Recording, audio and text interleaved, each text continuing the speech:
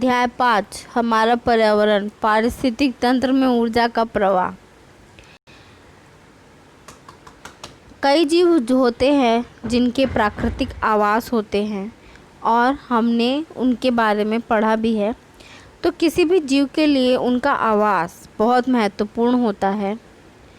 आवास के जैविक और अजैविक घटकों से जीवों का अंतर संबंध होता है जो उनके जीवन को प्रभावित करता है। जीवों का विकास अब अध्याय में हमने पढ़ा था कि अक्सर आवासों में घटकों से अंतर संबंध के फलस्वरूप विविध जीवों का अनुकूलन विविध प्रकार से होता है।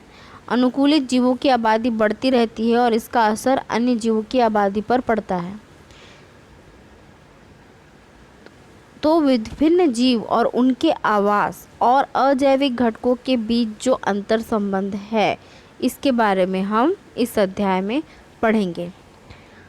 जीवों का उनके आवास और अजैविक घटकों के बीच जो संबंध है इसे ही एक तरह से पारिस्थितिक तंत्र कहते हैं। किसी भी पर्यावरण के छोटे बड़े सभी जीव जंतु भोजन, प्रजनन और सुरक्षा जैसी आधारभूत आवश्यकताओं के लिए एक दूसरे पर और निर्जीव घटकों पर निर्भर रहते हैं। पर्यावरण और जीवों के बीच की इसी निर्भरता का अध्ययन हम दो आधार पे करते हैं। पहला है सजीव घटकों के बीच निर्भरता, जिसका अध्ययन हम खाद्य श्रृंखला, खाद्य जाल और पारिस्थितिक पिरामिड द्वारा करेंगे। दूसरा संबंध है सजीव और निर्जीव घटकों के बीच निर्भरता, जैसे पौधे और जंतुओं के जीवन पर मिट्टी, हवा, पानी और जलवायु आदि का जो प्रभाव होता है इसके बारे में भी हम पढ़ेंगे। खाद्य श्रृंखला, खाद्य जाल, पारिस्थितिक पिरामिड, पदार्थों का चक्र पर्यावरण के बीच अंतर संबंध को दर्शाने के लिए प्रारूप मात्र है जिनमें हम किसी भी क्षेत्र के विविध जीवों और उनके पर्यावरण के बीच संबंधों का समझने का प्रयास करते हैं। पारिस्थितिक तंत्र से अभिप्राय जो हम अभी पढ़े, जैसे कि सजीव का घटकों का निर्जीव घटकों के साथ उसमें जो निर्भरता रहती है, सजीव घटकों के बीच जो उनकी निर्भरता रहती है, ये है क्या? तो ये जो चीज़ें हैं वो पारिस्थितिक तंत्र कहलाती हैं। तो प्रकृति के घटकों में अंतर संबंध के कारण अपने आप संचालित एक व्यवस्था बन जाती है जिसे हम पारिस्थितिक तंत्र कहते हैं। ये एक ऐसा सिस्टम होता है जो ऑटोमेटिकली इन्वायरमेंट में रहने वाले जितने भी जीव होते हैं उनके प्रजनन और जनन और उनकी जो आधारभूत आवश्यकताएं हैं इनको पूरी करने के लिए ये ऑटोमेटिक अपने आप ही ये बन जाता है। और ये कतई ज़रूरी नहीं है कि यह व्यवस्था निरंतर एक जैसी बनी रहे। प्राकृतिक परिघटनाओं के फलस्वरूप इसमें लगातार बदलाव भी आता रहता है। मानवीय हस्तक्षेप से भी इसमें व्यापक परिवर्तन आ सकते हैं। पारिस्थितिक तंत्र मतलब इकोसिस्टम शब्द का प्रयोग सबसे पहले 1935 में A.G. टेस्ले ने किया था। टेस्ले के अनुसार पर्यावरण का अध्ययन उनके सभी जैविक और अजैविक घटकों के अंतर संबंध के आधार पर बनी एक व्यवस्था है जिसे पारिस्थितिक तंत्र के रूप में किया जाना चाहिए। किसी क्षेत्र विशेष के जैविक समुदाय के साथ अजैविक घटकों के अंतर संबंध तथा उनमें होने वाले फेरबदल की विस्तृत अध्ययन को ही पारिस्थितिक तंत्र कहते हैं। ये पारिस्थितिक तंत्र हर जगह होते हैं, जैसे पेड़, बगीचे, खेत, तालाब, गुफा और कई इलाकों में भी ये हो सकते हैं। कुटुमसर गुफा में कानी मछली के आवास का अध्ययन जब हमने किया था तो उसमें ये पता चलता है कि वहाँ रहने वाले जो जीव थे और अजैविक घटक जो थे उनके बीच एक अंतर संबंध बना था जिसे उस गुफा का पारिस्थितिक तंत्र कहा जाएगा। एक बड़ा पारिस्थितिक समुद्र है तो एक छोटा पारिस्थितिक तंत्र कोशिका है। कोशिका में भी कई सूक्ष्म जीव जैसे जीवाणु, विषाणु आदि रहते हैं जिनका कोशिका के अंदर के वातावरण के कई जैविक घटकों के साथ अंतर संबंध होता है। पारिस्थितिक तंत्र की अवधारणा के पहले जीवों के बीच जो अंतर्निर्भरता का पहचान था और पर्यावरण के साथ उनके संबंधों के वैज्ञानिक अध्ययन को पारिस्थितिकी मतलब इकोलॉजी कहते थे। यूनानी भाषा में इको का अर्थ होता है घर और लॉगस का अर्थ होता है अध्ययन।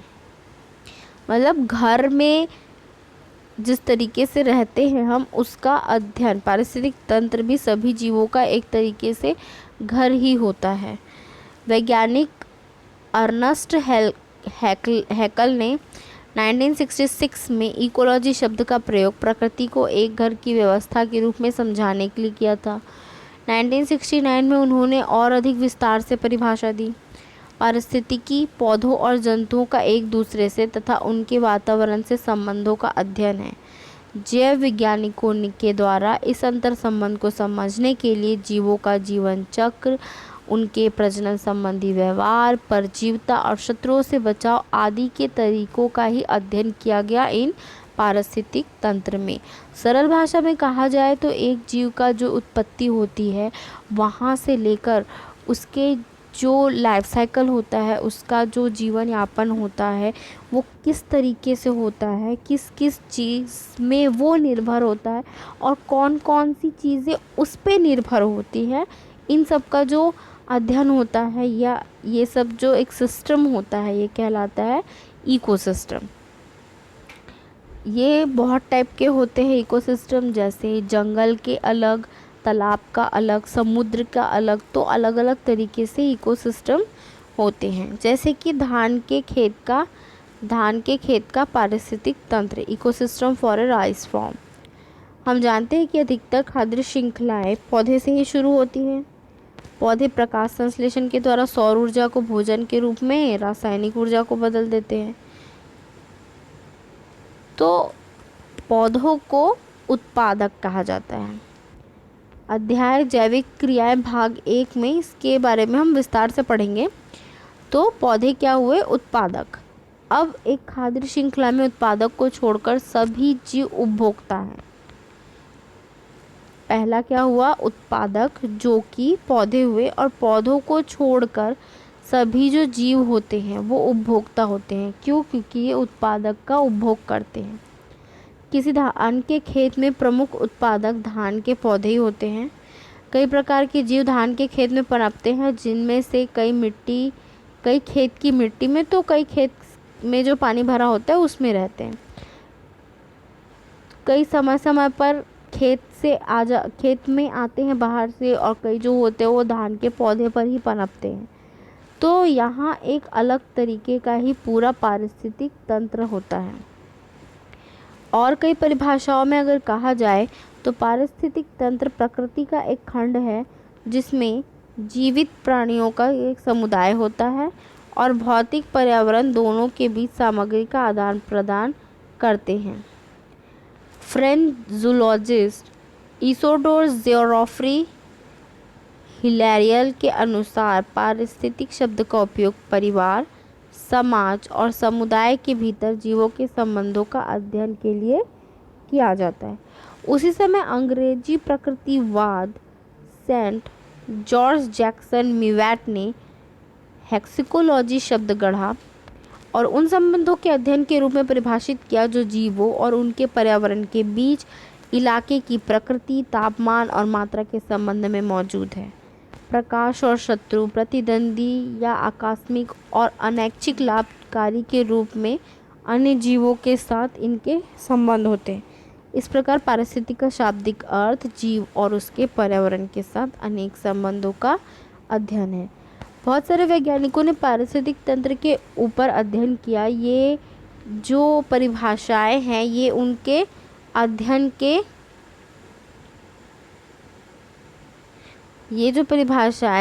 उनके अध्ययन के हिसाब से उन्होंने अपने अकॉर्डिंग इसे लिखा।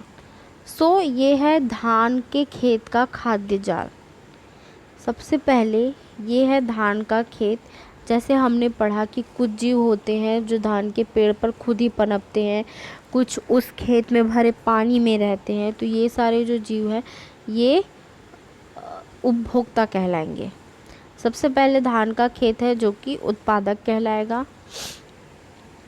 अब धान को कौन खाते हैं?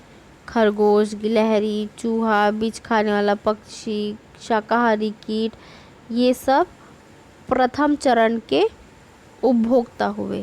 पहला क्या? धान का खेत उत्पादक, और जो उसे उत्पादक को खाते हैं वो हुए पहले चरण के उपभोक्ता। उसके बाद इन सारे प्रथम चरण के उपभोक्ताओं को जो जीव खाते हैं, जैसे खरगोश, गिलहरी को लोमड़ी, मनुष्य क्या है, खरगोश भी खाता है और वो सीधा सीधा उत्पादक को भी ग्रहण करता है। तो इस प्रकार जैसे शाकाहारी कीट को मांसाहारी कीट, फिर उसे मेंढक, फिर सांप, तो इस तरीके से ये जो खाद्य जाल का चक्र है ये धीरे धीरे बढ़ता जाता है, परंतु उत्पादक जो है उसका स्थान वही रहता है जो हमेशा रहता है। वो सबसे पारिस्थितिक तंत्र का वो सबसे प्रथम स्तर रहता है। तो एक खाद्य श्रृंखला का जब विस्तृत अध्ययन किया गया तो पता चला 1 हेक्टेयर क्षेत्रफल में जीवों की संख्या ऐसे ही अपने हिसाब से अगर हमने अध्ययन किया, और उसमें एग्जैक्ट तो नहीं कह सकते पर हाँ 1 हेक्टेयर में 10,000 धान के पौधे लगे या 1 लाख धान के पौधे लगे हैं, तो 1 लाख धान के पौधे जो है वो कहलाएंगे उत्पादक। उसे खाएंगे 1,000 चूहे प्रथम स्तर के उपभोक्ता, 1,000 चूहे के को खाएंगे 50 सांप, और उन सांपों को खाएंगे 5 बाज। तो इससे हमें पता चलता है कि किस तरीके से पारिस्थितिक तंत्र कार्य करता है। किसी भी पारिस्थितिक तंत्र में जैव विविधता इतनी अधिक होती है कि खाने और खाए जाने वाले के संबंध से खाद्य श्रृंखला से नहीं बल्कि खाद्य जाल से पता लगाया जा सकता है। खाद्य श्रृंखला और खाद्य जाल में हम देखते हैं कि कुछ जीव पूर्ण रूप से पौधे पे तो कुछ पूर्ण रूप से अन्य जीवों पर भी निर्भर रहते हैं, मतलब पोषण के अलग अलग स्तर इसमें नज़र आते हैं। तो अब हम पढ़ेंगे पोषण, पारिस्थितिक तंत्र और पोषक स्तर। पारिस्थितिक तंत्र में हर जीव का एक पोषक स्तर होता है। जैसे हमने देखा धान के खेत में खाद्य जाल में कई खाद्य श्रृंखलाएं भी मिली होंगी। मैं आपको पहले फिर से समझाती हूँ। जैसे कि ये धान का खेत है, ये प्रथम स्तर के उपभोक्ता, ये द्वितीय स्तर के ये उत्पादक हुए, ये प्रथम स्तर के उपभोक्ता, ये द्वितीय उपभोक्ता। तो ये जो हुआ ये एक छोटा सा जाल हुआ, ठीक। लेकिन अगर हम इधर देखते हैं इस तरफ, तो पहले ये उत्पादक हुए, ये प्रथम स्तर के उपभोक्ता, ये द्वितीयक, ये तृतीयक, और ये जो सांप है ये चतुर्थ उपभोक्ता। तो इस तरीके से खाद्य जाल में कई प्रकार के पारिस्थितिक तंत्र बनते हैं। तो धान के खेत में खाद्य जाल में हमको कई खाद्य श्रृंखलाएं मिली, और इससे यह भी देखा गया कि धान के पौधे से खाद्य श्रृंखलाओं की शुरुआत होती है। इस पौधों को खाने वाले जीव जैसे चिड़िया, कीड़े, चूहे, खरगोश और गिलहरी हैं। तो ये कौन हुए? प्राथमिक उपभोक्ता। अब प्राथमिक उपभोक्ता को जो जीव खाते हैं, जैसे कि गिलहरी को लोमड़ी, बाज या अन्य बड़े जानवर, तो ये क्या हुए? द्वितीयक उपभोक्ता।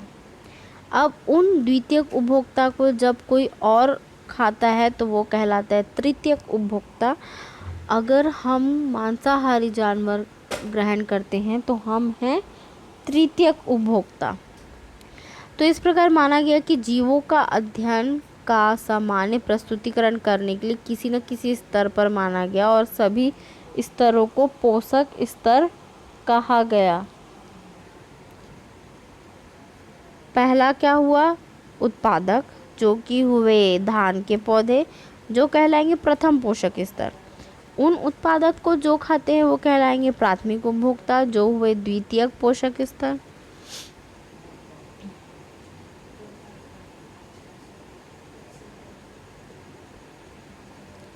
उत्पादक हुए प्रथम पोषक स्तर, प्राथमिक उपभोक्ता हुए द्वितीयक पोषक स्तर, तृतीयक उपभोक्ता हुए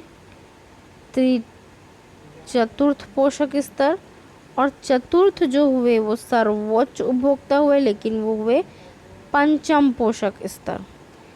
तो इसी प्रकार अक्सर किसी एक पोषक स्तर के जीवों के समुदाय में भोजन, पानी इत्यादि जो संसाधन के लिए प्रतिस्पर्धा होती है वो एक पोषक स्तर के जीवों की समुदाय की होती है, जो कि उससे पहले वाले पोषक स्तर के जीवों के समुदाय के भोजन पर निर्भर होते हैं। किसी पोषक स्तर के जीव समुदाय की अगले पोषक स्तर द्वारा संख्या पर निरंतर संबंधी निर्भरता होती है। पारिस्थितिक तंत्र में ऐसे भी जीव होते हैं जो अन्य जीवों के अपशिष्ट पदार्थ या मृत जीवों के शरीर से ही अपना भोजन प्राप्त कर लेते हैं, जैसे कौआ, तिलचट्टा, और जो अपमार्जक होते हैं जैसे जीवाणु, विषाणु, ये हुए। तो पोषक स्तर में जीवों की निर्भरता, संसाधनों का वितरण, ऊर्जा का प्रवाह इत्यादि के मात्रात्मक अध्ययन के प्रस्तुतिकरण के लिए हम एक प्रारूप मतलब पारिस्थितिक पिरामिड की मदद लेंगे। इससे अलग अलग पारिस्थितिक तंत्रों का तुलनात्मक अध्ययन करना और भी आसान हो जाएगा। जीव संख्या के पिरामिड। सबसे पहले 1927 में चार्ल्स एल्टर ने अपनी पुस्तक एनिमल इकोलॉजी में पहली बार संख्या के पारिस्थितिक पिरामिड की बात की थी। उनका कहना यह था कि किसी भी क्षेत्र के पारिस्थितिक तंत्र में खाद्य श्रृंखला के अंत में वही प्राणी होते हैं जो साल भर में कम से कम बच्चे पैदा करते हैं। साथ ही प्राणियों या उनके परिवारों के लिए यह क्षेत्र उनका आवास होता है। अतः ऐसे क्षेत्र में खाद्य श्रृंखला के खाने और खाए जाने वाले प्राणियों की संख्या को पिरामिड के रूप में दर्शाया जाता है। पिरामिड के चौड़े आधार पर ऐसे प्राणी होंगे जिनकी संख्या सबसे ज़्यादा होगी और शीर्ष पर जिनकी संख्या सबसे कम होगी। ऐसे पिरामिड से जीवों की संख्या और भोजन की उपलब्धता को दर्शाया जा सकता है। एल्टन के विवरण में पिरामिड का चित्र नज़र नहीं आता, परंतु पिरामिड का प्रयोग व्यापक रूप से होता रहा है। जैसे कि आप जानते हैं कि पिरामिड एक ज्यामितीय संरचना है और इसका आधार जो होता है वो चौड़ा होता है और उसका शीर्ष जो होता है वो एक बिंदु होता है। एक सामान्य पिरामिड में 4 त्रिभुजाकार पृष्ठ होते हैं और उसका आधार वर्गाकार होता है। तो जो हमने धान का खेत की खाद्य श्रृंखला देखी थी उसे पिरामिड में इस प्रकार दर्शाया जाता है। जैसे हमने पढ़ा 1 लाख धान के पौधे, उसे कौन खाएंगे? प्रथम उपभोक्ता, वो हुए 1000 खरगोश। उन प्रथम उपभोक्ता को खाएंगे 50 सांप और उन सांप को खाएंगे 5 बाज। तो इस प्रकार धान के खेत में खाद्य श्रृंखला होगी। सभी जगह पर अलग अलग प्रकार की खाद्य श्रृंखला होती है। अगर हम धान के खेत के पारिस्थितिक पिरामिड में पोषक स्तर को चिन्हित करते हुए एक निश्चित समय पर यदि सभी जीवों की संख्या को दर्शाए जाएं तो पिरामिड कुछ इस तरीके से दिखेगा। जैसे कि प्रथम पोषक स्तर जो हुआ ये 15 लाख हुए, 20 लाख द्वितीय पोषक स्तर, 90,000 तृतीय पोषक स्तर, तो 10 चतुर्थ पोषक स्तर होंगे। तो इसे हम जीव संख्या के पिरामिड के रूप में कुछ इस प्रकार हम उसे दर्शा सकते हैं, जिसमें हम जितने भी पोषक स्तर है उनकी संख्याएं लिख सकते हैं। तो किसी भी पारिस्थितिक तंत्र में पारिस्थितिक परिस्थितियाँ मानवीय हस्तक्षेप और प्राकृतिक परिघटनाओं से बदलती रहती हैं। धान की कटाई के समय कई जीव मर जाते हैं तो कई खेत के आसपास में चले जाते हैं। जीवों के संरक्षण के लिए ज़रूरी है कि पारिस्थितिक तंत्र की कुछ परिस्थितियों को बनाए रखने का प्रयास किया जाए। जैसे खेत में एक से अभी आजकल जो बातें होती है उसमें ये कहा जाता है कि खेत में एक से अधिक फसल उगाने के लिए खेत को बनाया जाता है। तो हमारे देश में कई जगह धान के बाद दलहन की फसल उगाई जाती है। पेड़ों को उगाने और उसकी आसपास सिंचाई के पानी के स्रोत में मछली पालन करने की सलाह दी जाती है। तो इसी टाइप से जैव विविधता को बनाए रखा जा सकता है। कैसे? धान के बाद दलहन की फसल किए तो धान के जो जितने भी जीव हैं वो कहीं नहीं जाएंगे, वो दलहन की फसल में ही रहेंगे। तो इससे जैव विविधता को बनाए रखा जा सकता है और खेतों को प्रभावित करने वाले जीवों की संख्या में प्राकृतिक रूप से नियंत्रण होगा। तो इसी प्रभाव को समझने के लिए कुछ अन्य पारिस्थितिक पिरामिड का हम अध्ययन करते हैं, जैसे कि यहाँ पे दिया गया है। जंगल के प्रति हेक्टेयर में अगर हम 200 हेक्टेयर लेते हैं तो 15 लाख प्रथम उपभोक्ता होंगे, 12,000 द्वितीय और उसमें 20 तृतीय। कुछ इसी तरह वो पेड़ के भी पिरामिड बनेंगे। तालाब का पिरामिड जो होता है ये जंगल के पिरामिड से थोड़ा अलग होता है, क्योंकि वहाँ पाए जाने वाले जो जीव होते हैं वो भी थोड़े अलग होते हैं। जैसे ये रहा तालाब प्रति हेक्टेयर में तालाब के निचले स्तर पर जो उत्पादक पाए जाते हैं उनको द्वितीय पोषक स्तर के जीव खाते हैं। उनके बाद द्वितीय पोषक स्तर के बाद उन्हें ग्रहण करेंगे तृतीय पोषक स्तर और फिर चतुर्थ पोषक स्तर। चतुर्थ पोषक स्तर में वो जीव आएंगे जो तालाब में सबसे शक्तिशाली होते हैं। तो उसी तरीके से सारे जो पिरामिड हैं ये पारिस्थितिक तंत्र को दर्शाते हैं तथा जो जीव की संख्या है जिसे हम संख्या का पिरामिड या फिर जीव संख्या का पिरामिड कहा जाता है, ये उस पारिस्थितिक तंत्र में पाए जाने वाले सभी जीवों को की संख्या को दर्शाता है। ये पारिस्थितिक तंत्र हमारे वातावरण के लिए बहुत ही ज़रूरी है, क्योंकि अगर ये पारिस्थितिक तंत्र में थोड़ी भी भूल हो जाती है या कोई भी एक स्तर के जीव नहीं होते तो हमारा जो वातावरण का बैलेंस है, जो संतुलन है, वो बिगड़ सकता है। जैसे कि सपोज़ हम सोचें कि अगर हम बहुत सारे धान का उत्पादन करते हैं तो ज़रूरत से ज़्यादा अनाज भी हमारे लिए पूर्ण रहेगा, और अगर उसके प्रथम जो उपभोक्ता है वो भी ज़रूरत से ज़्यादा हो गए तो भी वो हानि ही पहुंचाएंगे। तो पारिस्थितिक जो हमारा वातावरण है उसमें संतुलन बनाए रखने के लिए पारिस्थितिक तंत्र या खाद्य श्रृंखला का होना बहुत ही आवश्यक है। अगले वीडियो में हम पढ़ेंगे, अगली क्लास में, उत्पादक की जो भूमिका होती है और उसका जीव भार। जिस तरीके से हमने जीव की संख्या के बारे में पिरामिड बनाया था, जैसे कि पारिस्थितिक तंत्र उसमें जीव संख्या, उसी प्रकार से जीव के भार का भी एक पिरामिड होता है और पोषक स्तर के द्वारा ऊर्जा का प्रवाह एक स्तर से दूसरे स्तर कितना होगा।